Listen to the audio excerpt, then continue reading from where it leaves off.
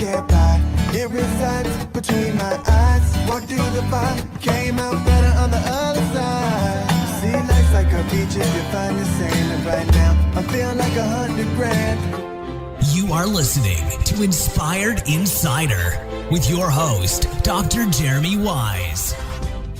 Dr. Jeremy Weiss here, founder of InspiredInsider.com, where I talk with inspirational entrepreneurs and leaders. Today is no different. I have Shaun Brandt of Audit.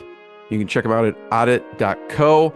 And Shaun, before I formally introduce you, I always like to point out other episodes of the podcast people should check out. Since this is part of the Top Agency series, a fan favorite, or one of my favorites, was Ian Garlic. He helps document case stories for companies, but there was get the entrepreneurial juices flowing. He was talking about, he grew up, his dad was an entrepreneur, and Shaun, his dad owned a restaurant and they live dolphins in it. Now, this is kind of odd in general, but that restaurant was in Wisconsin, which is even crazier. So there were just some cool stories in that. Check that one out. Another really good one was Todd Taskey. Todd Taskey helps pair agencies with private equity. So he helps sell agencies. He has a Second Bite podcast because he found that sometimes that founder made more on the second bite than they did in the first one's private equity. They sold to private equity and private equity sells again. And it was really good just from the agency space, valuation space, M&A space. That was also a great episode. Check that out at InspiredInsider.com. This episode is brought to you by Rise25. At Rise25, we help businesses give to and connect to their dream relationships and partnerships. How do we do that? We do that by helping you run your podcast. We're an easy button for a company to launch and run a podcast. We do the strategy, accountability, and the full execution. So, Shaun, we call ourselves the magic elves that run in the background that make it look easy for the hosts. They can create amazing content, create amazing relationships, but most importantly, run their business.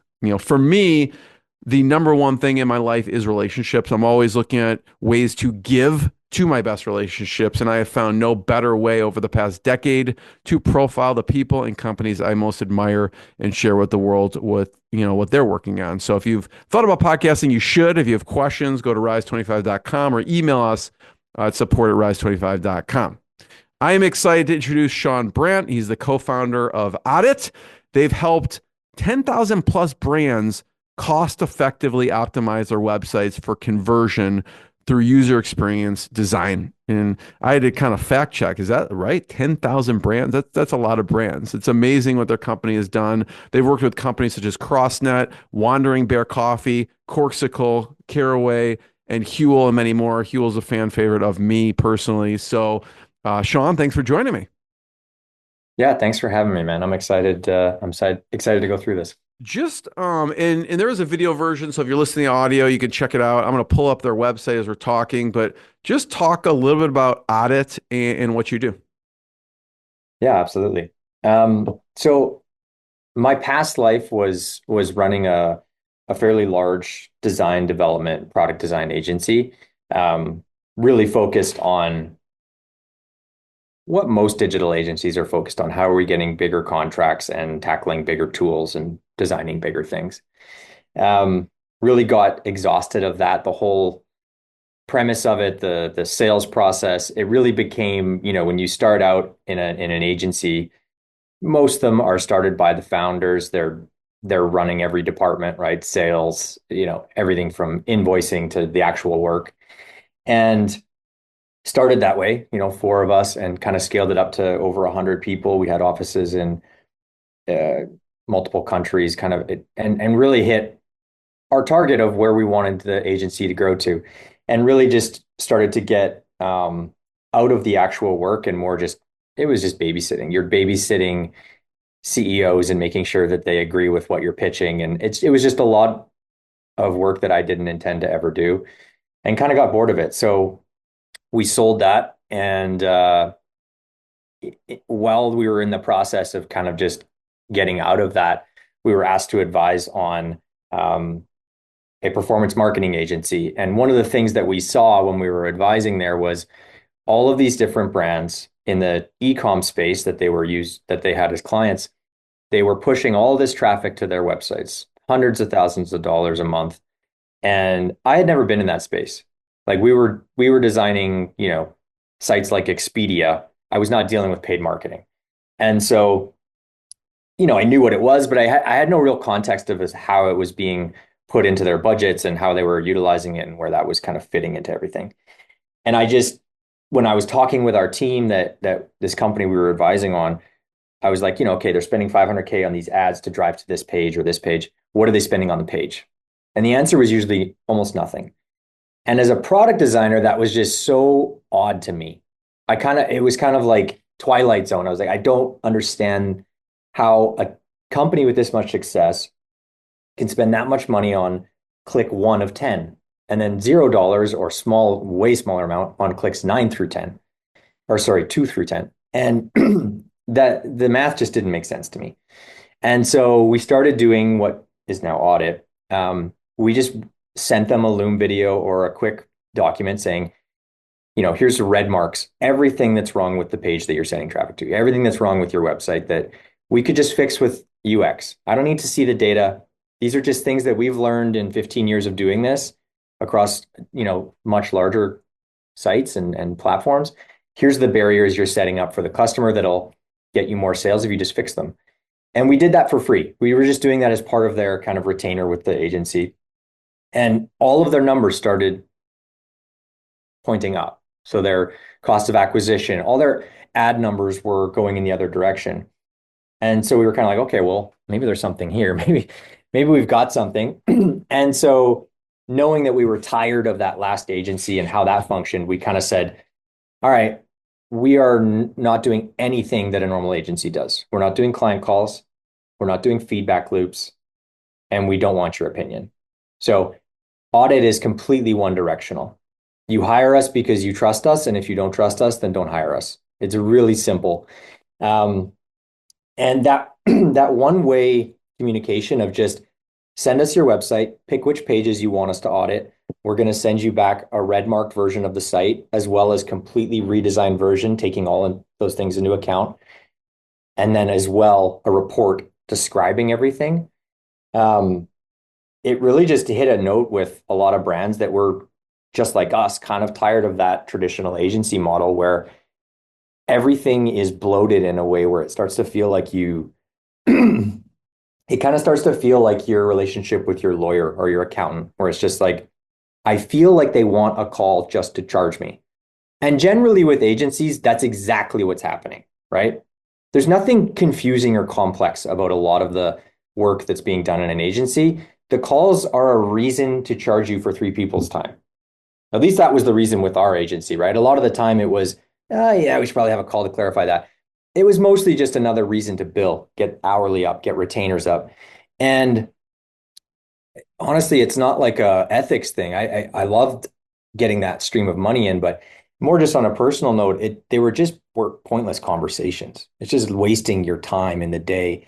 And I think Audit was kind of a twofold. One, I think it's a better experience for the client, right? We're doing things we would have charged $20,000, $30,000 for 3 to 5 grand. And on our side, we get to do the work we love without having to worry about, the CEO coming in and saying, well, my nephew says yellow is not in anymore. And, conversations like that made me want to just close the agency and fire everyone. Those types of conversations are the main reason that we got out of it. And that's why we do the things that we do at Audit, and the way we do it is we really have built a strong understanding of these things, and that we ask clients to trust us in that, and we don't do feedback loops. It's very one directional, right? But it's also, we have the results to back that up, right? It's not like we're just like, oh, we don't like talking to people, so don't talk to us. That's the point in the relationships in a traditional agency where I see projects fail, right? When the client gets an opinion in a way that it's affecting the actual output, right? Where there's that kind of that feeling where they're not fully trusting you, and they're giving too much opinion that's personal. It's not actually related to the user experience or the business and I think that's why audits worked, right? 99.9% of our clients see increased conversion, and we've never looked at a data point. right? If you talk to most traditional CRO agencies, that baffles them. They don't like it, right? They're angry at us because we're not looking at data, but it's working, and so it's really hard for them to argue with it. I think the fact that we've done that many audits is proof that it's working. But I think on the other side, a lot of customers also just like that they don't have to have conversations, right? Like just like the agency, the client that doesn't want to pay for those conversations. And they're also very busy people, right? The more and more every year, founders are more hands-on. That'll probably go back down as AI starts to take things over, but they're more hands-on, they're doing more roles, the workday is longer, right? All the different tools and tech that's involved in the day-to-day of an entrepreneur makes everything easier to do more jobs and more tasks and be more efficient. And so when you're hitting them with a call every day or, hey, I need your thoughts on this, they don't want to do that either. They want someone that knows their shit and is going to deliver it in a timely, effective way that works, right? They don't want to have to tell you what to do or give you feedback. So I think it's been twofold, right? It's what we wanted, and it seems to be what customers wanted. Shaun, super interesting. And, obviously you do things differently. And we'll talk about what the onboarding looks like, right? Because most onboarding, there's a call involved. You go through that, then you go back and present it. And there's just a couple calls. So I'd love to hear how the onboarding works for you. From my understanding right now, someone's like, yeah, Shaun, we want to work with you. And we're looking here at audit.co. I love how you have WTF is audit. That's it kind of speaks to your personality and the team's personality, I'm sure. But it looks like, okay, just send us the pages you want. We will mark them up and then we'll send them back to you with the designs that we believe are going to convert, right? What does that onboarding look like when they say, yes, Shaun, we want to work with you? They just, how do they send you things? And it sounds like Yeah. there's no discussion, there's no like call or anything like that. What does the onboarding Yeah. process look like? Yeah. I mean, I position it and I explain it like it's very brash, but if a client reaches out and says, "Hey, like I just don't fully understand this. Can we have a quick call?" We're always going to talk to you. Like, don't get me wrong. But you know, in terms of, hey, we're ready to go. What's next? You're looking at it. Like if you click order now on the Audit Pro. So you're literally picking the number of pages you want us to do, and then you input the URLs. So Hmm. you can skip that and submit them later. Like a lot of clients, what they do is they buy it, and then they have a team meeting internally where they're like, okay, which pages we want to focus on? So they're doing it later, but you're looking at it, right? So once that sale comes in, it triggers 15 different apps. They're creating Asana cards, it's creating files. A lot of it is automated from that standpoint of all the admin work, triggering the invoice that goes out, hey, here's what's happening, here's where all of it's automated. It's telling them when they're going to get their report back. Depending on how busy we are, January is crazy, so timelines are a little longer, but that date will move that it says estimated turnaround. So this is part of why people have started to think we're an app or a tool, right? Because it is, if you think of this from an agency standpoint, which essentially we are, it feels much more like a tool, right? It feels because there's no call, like you said, there's no call, it's somewhat hands off. And we do get the odd customer that's like, is this really it? Like, what's going on here? But for the most part, like we had a customer yesterday bought a 5-page report. Like most of our customers, they try the free trial, they get the free trial, then we show them how to purchase if they want something more, or they book a sales call, right? We have cold sales once in a while where the clients just come in and they do it cold. And that's what gives me hope. That's what we want to be at in the future, is just like, it's all cold sales, people coming on site and buying. But yeah, I mean, you're Do looking certain at this. people qualify for a free trial, or how does that work? Like you'll do. You could submit your personal Instagram, we'll audit it. If you go to the top and hit try audit free, you can submit any URL, Oh, right. I see that. Try out it and we'll for you send right here. and we'll send you back it's essentially a mini report. We redesign Yeah. one piece of your site and we tell you why we did it. You'll actually Um, redesign it, or will you yeah, just give feedback? no, we redesign it. Okay. Yeah, That it's about a seems like a lot 48 of hour work for you. turnaround. It is, but it's one of those things. If I look at it from a traditional agency standpoint, right? We don't do pitches. We don't do decks. We don't have strategy meetings. We don't, all of that bloat is gone. And so in our free trials, we just have this kind of amazing marketing tool where, like any company, we have peaks and valleys of when it's busy, when it's not.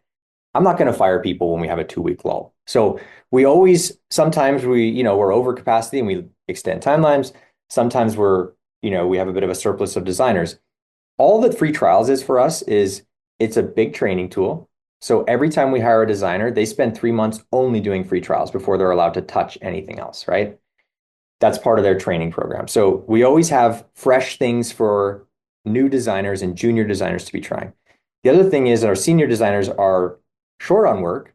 It's a great place for them to work on 10 sites in a day in like small sprints, right? And keep things fresh. And then the other part of it is it's our entire marketing, right? We have tens of thousands of these. They're in email collaborations we do. They're our entire Twitter thread. Everything we do is, hey, check out this, section we did from this brand. So it is time consuming, yeah, but it's just such a huge benefit to our team internally. And then also it's, like I said, it's our entire marketing play. Yeah. Like this, it's the only content we use in marketing. And it's worked well so far. Yeah, Shaun, it's super interesting because it's almost a lot of these things are SaaS-like, right? I remember when I had the founder of Jotform on. They have 25 million users, over 25 million users, and one of the things he talked about was they've not just a free trial, but like a free version, right? Yeah. That people can use, and then obviously if you want more features and whatever, you have to end up paying at some point, but. I don't know. So it's really interesting how you do things differently as an agency. So obviously the onboarding is different, right? Obviously having a free trial is different. What are some of the other ways that you have kind of um, bucked the norm? Yeah, I think the onboarding is a big one. We took a lot of the administrative stuff, like I said, because our clients are purchasing through a website versus an administrator sending an invoice, getting all their wire details, right? Like 99 out of 100 payments that audit takes are via credit card. That's a huge change from an agency, right? Where you're billing 25% up front, then you're chasing the middle payment, then you're chasing the last payment after you've already delivered the work. We're taking all money up front, 99% of the time, before we've even started. So the major shift from here for us is cash flow. We have a way different cash flow model than a traditional agency because, at least in my experience with the two agencies that we ran, your cash flow is primarily with most clients net 90, right? You're billing them a small amount up front to get them in the door, get them under contract. Then you're billing them 1 to 2 times, whether it's in the middle and the end or all at the end. And even if you say net 30, we all know the client is going to pay net 90 or more, and you're going to be chasing them, and it's going to cost you hours and time and stress. Charging up front is almost a non-starter. Like, you either pay up front. We'll, in some cases, if it's a really big, like we have certain clients that have very big contracts with us for audits, we'll let them pay 50-50. But one thing we do different than an agency and traditionally is if you decide to pay 50-50, you do not receive a single piece of work until the final 50 is paid. So let's say it's 6 weeks of work, you pay the 50 up front. Before we send you anything, we give you a week notice. Hey, your audit report's going to be there in 7 days, 8 days, whatever. Here's the link to pay the 50% remaining. If it takes you 120 days to pay that, no problem. You just don't see any work, and we won't send that email until you pay it. And again, a lot of these things, when we started, I was quite fearful that it was just going to be like, man, who the hell do these guys think they are, right? Because that's what I would have said if I was a client. But for some reason, we get no pushback on it. None.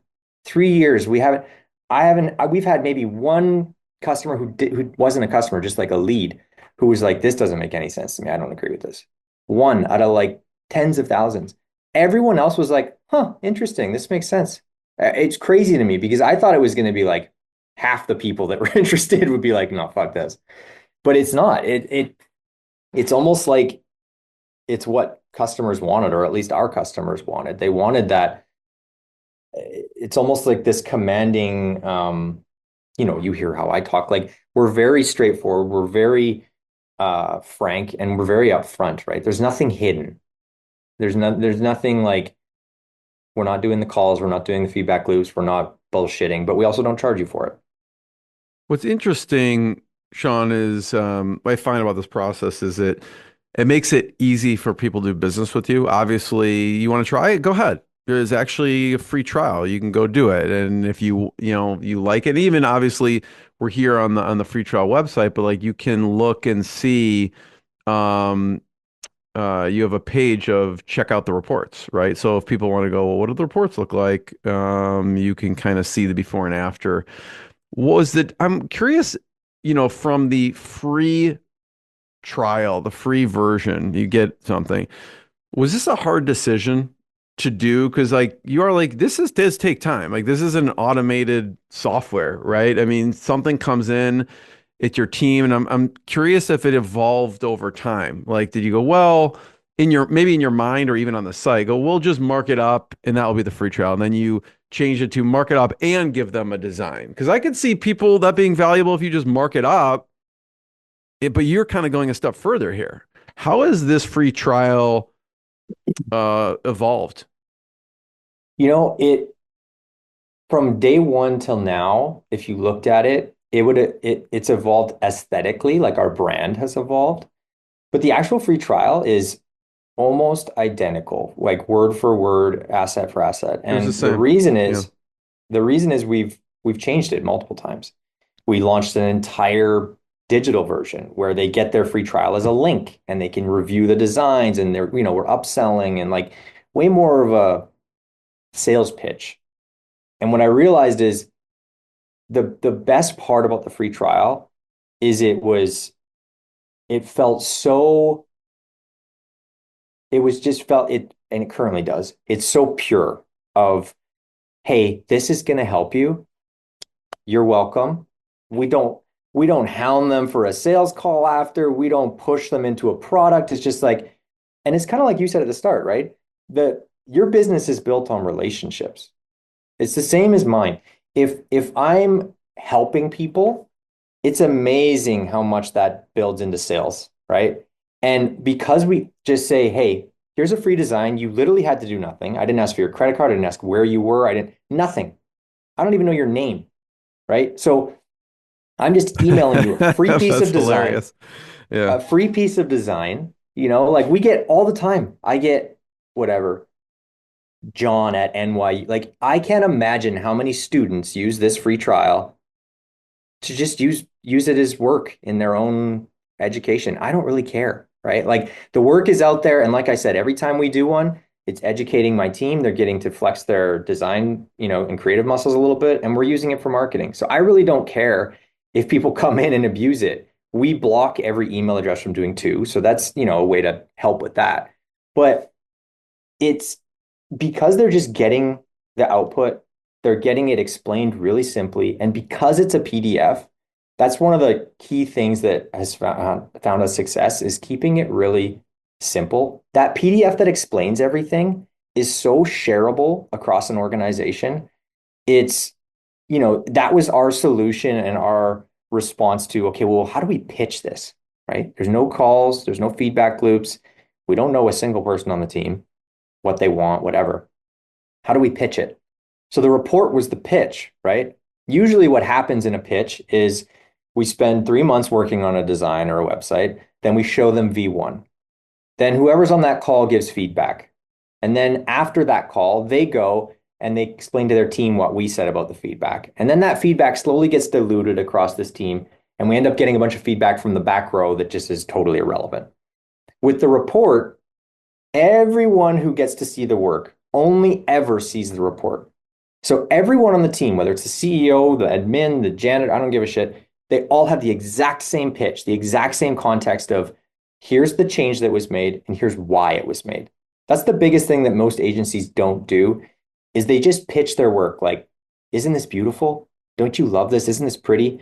We never say that. It's just this change was made functionally for this reason. Yes, it looks prettier, but when we explain it, it's the function. What's the result? Why is it this way? Why does your button need to be wider? Why does this type hierarchy need to be more clear?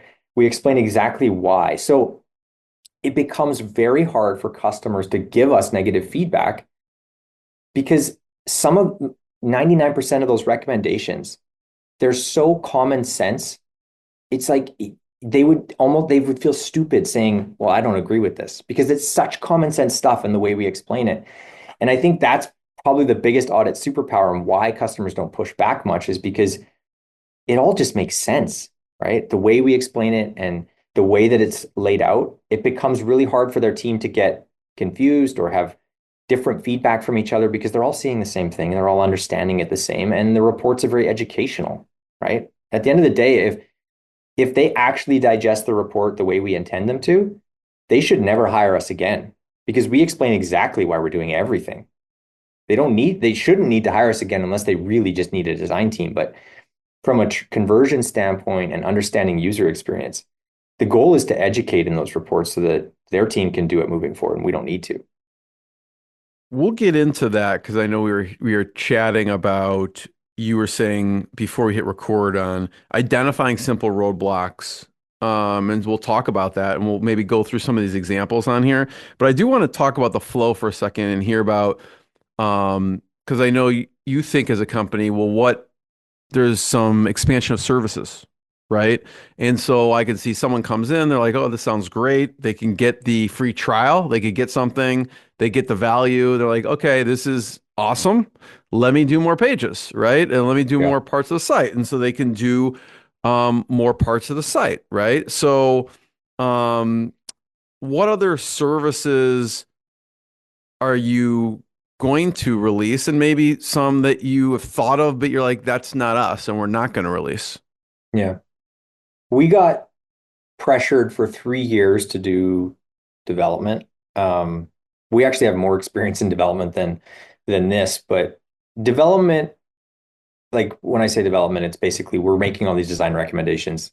Who's going to build it? Right. So you got to go hand it to someone, they'll build it. And they're like, hey, Shaun, thanks for the recommendation. Can you actually go on our site and build this for me?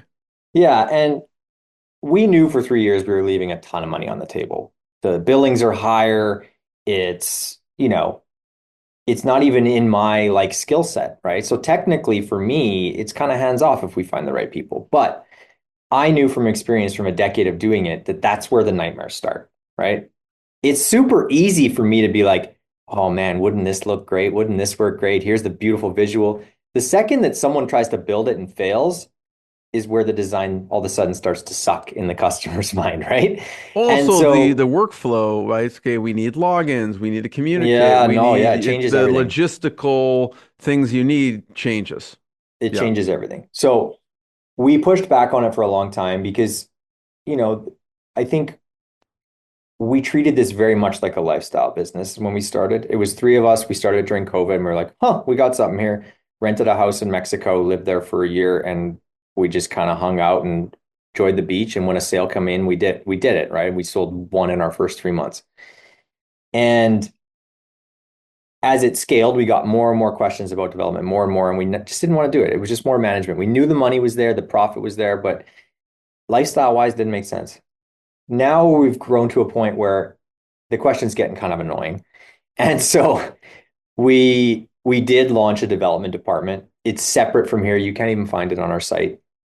So it's completely siloed, but it's run by a dev team that has been doing the same thing as we did on the UX side for over a decade, and they manage the client. So it's our intro from, oh, you need help with development? No problem. Here's Ryan. And so we do it now, but it's not something that's ever going to be off the shelf. Hey, add your stuff on site type thing. It is more of a traditional agency model where they're dealing with the client. We've removed a lot of the clutter, like we did with audit, but It's not off the shelf, buy it with a credit card like it is here. Um, it's going extremely well. It's very busy. The one thing that we've done that's very similar to audit is we won't touch secondary pages. So a lot of customers come in, they're like, we need a brand new website. And we're like, okay, I don't agree, but sure. And they'll say, okay, we need all 50 pages redone. And it's similar to audit. We very rarely audit more than 5 pages because most brands don't have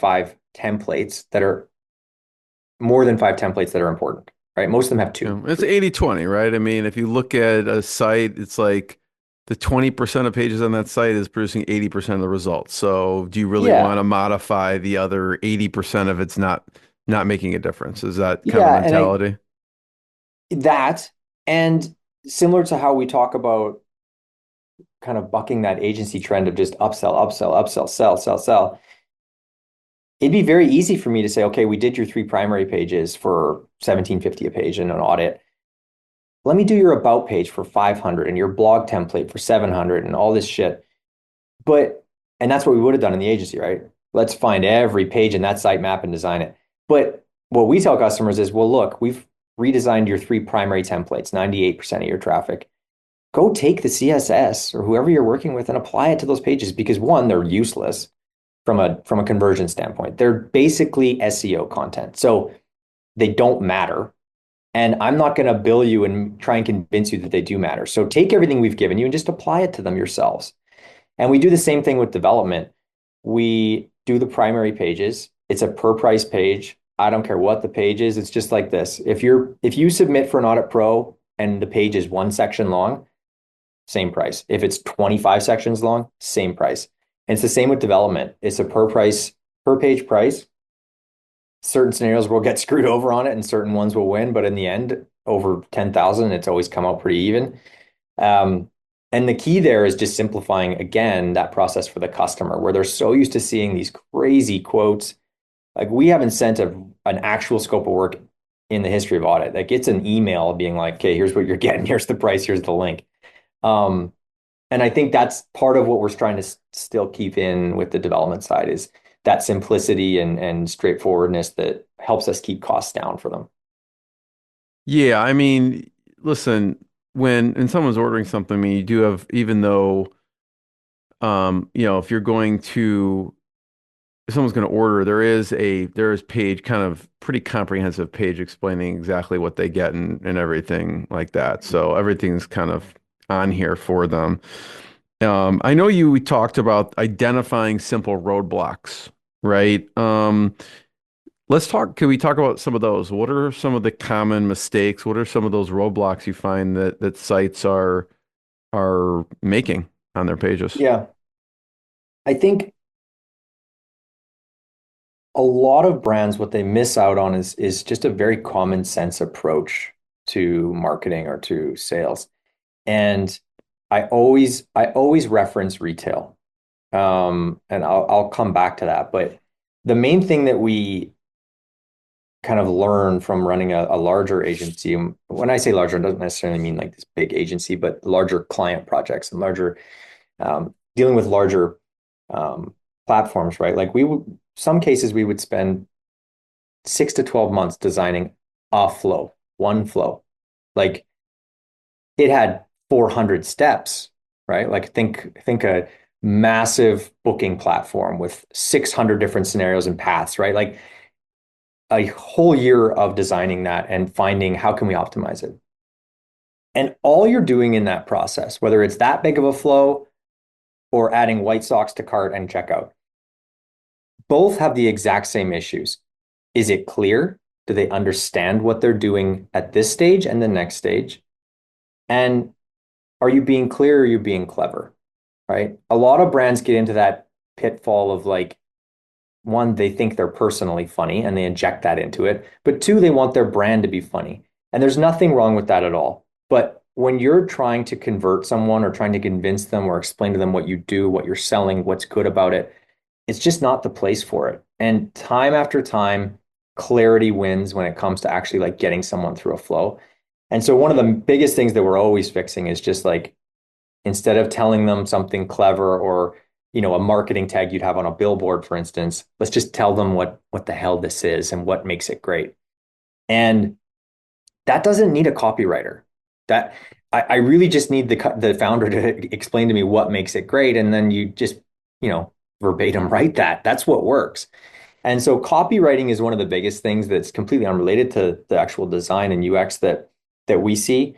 And then the other part of it is a lot of them, because the Shopify ecosystem, at least in ecom in particular, has become so robust, right? There's so many apps, there's so many things you can do for upsells, pop-ups, cart experiences. Like there's so many opportunities to add clutter that's what they do, right? It's a $20 a month app, so they add the app. And they end up with this crazy ecosystem of clutter that takes away from the primary experience, which is what are you selling and why is it great? And generally what happens is they end up with a lot of stuff that's just, and the bigger issue with Shopify ecosystem is they don't do much education, right? So when you install an app that does upsells, let's say, they don't tell you, hey, make sure you do upsells for these types of products, right? Don't sell them a bike and then upsell another bike. That's not how upsells work, right? If I'm at Target and I'm buying whatever, a mini fridge, I don't get to checkout and there's freaking fridges there. There's gum and chocolate bars and maybe a book, right? You're trying to get them to make impulse purchases at the end, not, oh man, do I need 2 fridges? Should I go back? What? No, they're in checkout. You've got them with their credit card in their hand. Don't push them away. And that's what these tools do, is they're just like, oh, plug and play. And now I'm buying a snowboard and they're upselling me a snowboard. And it's like, you're never selling me another snowboard, man. Sell me gloves. So there's no education in these tools. And a lot of customers just plug them in, let them run, and they don't do any curation. They don't do any like adaptation to what should actually be being surfaced. And so that's another big issue. And that's just that upsells as an example, but there's hundreds of apps that these you can plug in that's doing the same thing. And then the other thing that we see happening that is one of the biggest barriers, and a lot of it doesn't have to do with the website, is they're driving, like I said, they're driving all that traffic, spending all that money, and the ads are great, right? The ads do whatever type of communication, they're communicating whatever benefit. But whenever they drive them to the page, it's not finishing the story. It's almost like they're using the ad to just get people interested in the brand. And then whatever page they land on, it's just whatever the site is. Whatever that, there's no like connection, right? It's not like I started a sentence and then I finished it on the page, which sells really well, right? If there's this common thread versus just, hey, do you need this product? And they push you to a collections page. And now I'm hunting for the product. And so that connection between the ad and the site is usually pretty unclear. Now, a lot of that isn't on us. A lot of that, like, we don't manage their ads, so there's not much I can do about that. But we do try and provide education around how do you create a better thread there so that the page that you're pushing to or the content you're pushing to is finishing that story. It is finishing that sales pitch, or just reiterating it, like just being really clear about it. And so I think regardless of who we're working with, a lot of those things, some of them are out of our hands, but when we're looking at websites, it's unfortunately a lot of the same issues just because they're all using the Shopify ecosystem, 90% of our customers. So they're all using the same templates, the same apps, the same, and, we're just looking at different sites with different images. And so like any design space, a lot of people look to their competitors or their idols and they say, okay, well, they did this, so I should do this. And so like any design field, you just see a lot of the same stuff. Because people assume, I think they're successful, so that must be working. I'm going to do that.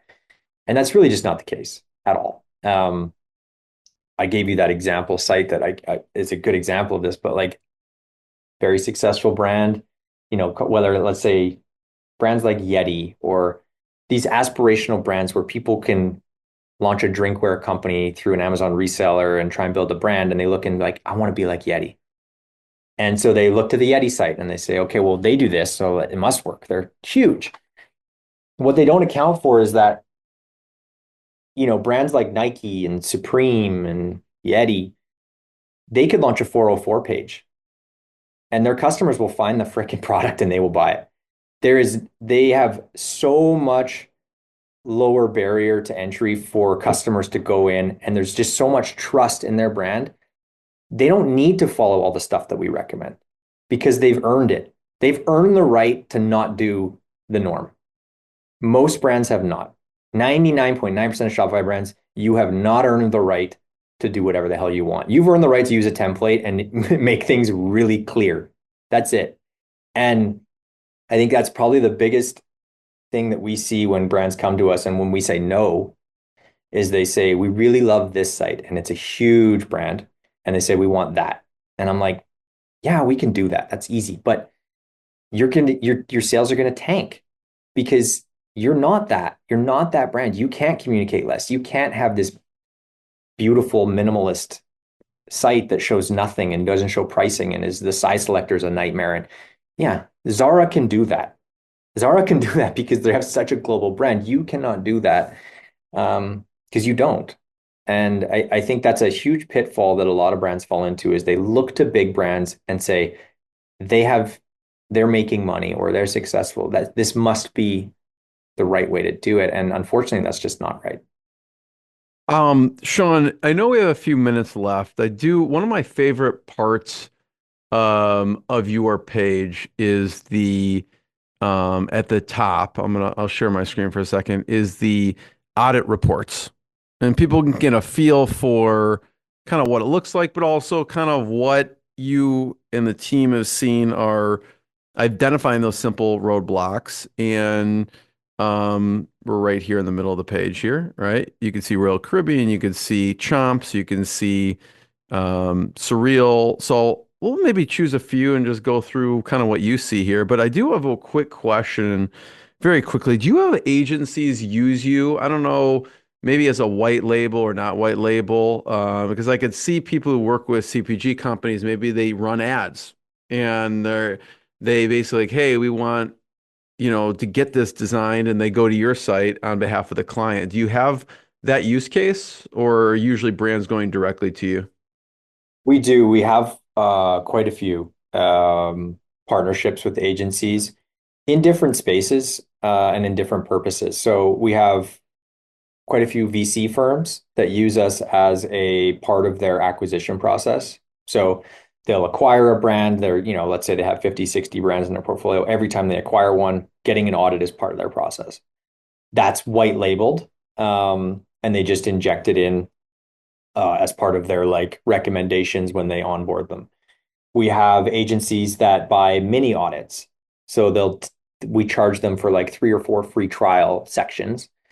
And then they use that as part of their pitch when they're trying to land a client.